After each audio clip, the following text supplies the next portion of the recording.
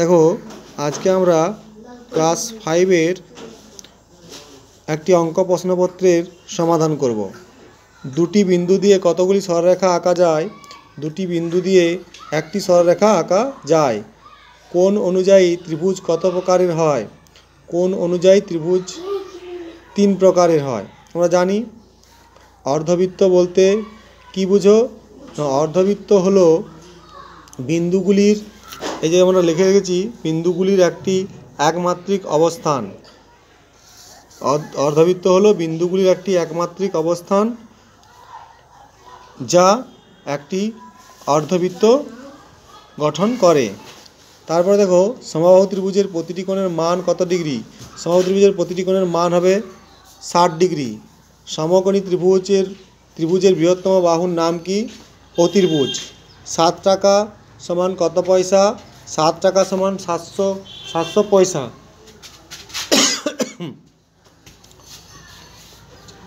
7 টাকা সমান 700 পয়সা হলো। 180 সেকেন্ডে কত মিনিট? 180 সেকেন্ডে হচ্ছে 3 মিনিট।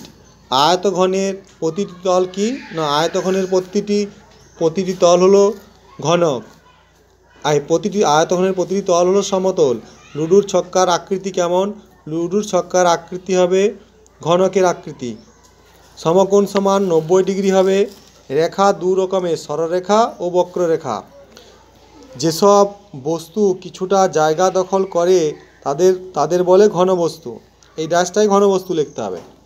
আইসক্রিমের কোণ, টোপর ইত্যাদি আকারের ঘনবস্তু ড্যাশ আকৃতির, শঙ্কু। এখানে শঙ্কু আকৃতির লিখতে হবে, শঙ্কু। তারপরে যে ত্রিভুজের 3টি বাহুর দৈর্ঘ্য সমান অসমান সেই ত্রিভুজটি ড্যাশ ত্রিভুজ। সেই ত্রিভুজটি বিষমবাহু ত্রিভুজ। এখানে বিষমবাহু লিখতে হবে। তারপর বলছে দেখো পরিধি বলতে কী বোঝো? পরিধি বলতে আমরা লিখে রেখেছি কোনো বদ্ধ চিত্রের চারপাশের দৈর্ঘ্যই হলো পরিধি। যে কোনো বদ্ধ চিত্রের চারপাশের দৈর্ঘ্যটা যেটা থাকে সেটাই হলো পরিধি। অর্ধবৃত্ত কাকে বলে? অর্ধবৃত্ত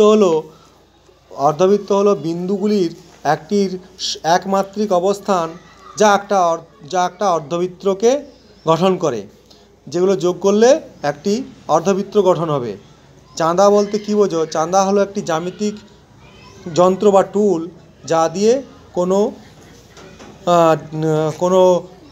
কোনো জ্যামিতিক কোণ নির্ণয় করা হয় বা আঁকা হয়। তারপর হচ্ছে সমদ্বিবাহু ত্রিভুজ কাকে বলে? যে ত্রিভুজের দুটি বাহু সমান তাকে, এখানে যে ত্রিভুজের দুটি বাহু হবে, যে ত্রিভুজের দুটি বাহু সমান সেই ত্রিভুজকে সমদ্বিবাহু ত্রিভুজ বলে। তো যারা আমার এই ভিডিওটি দেখছো তারা একটু আমার এই চ্যানেলটিকে সাবস্ক্রাইব করে দেবেন আর একটি লাইক দিয়ে দিবেন। Thank you for watching.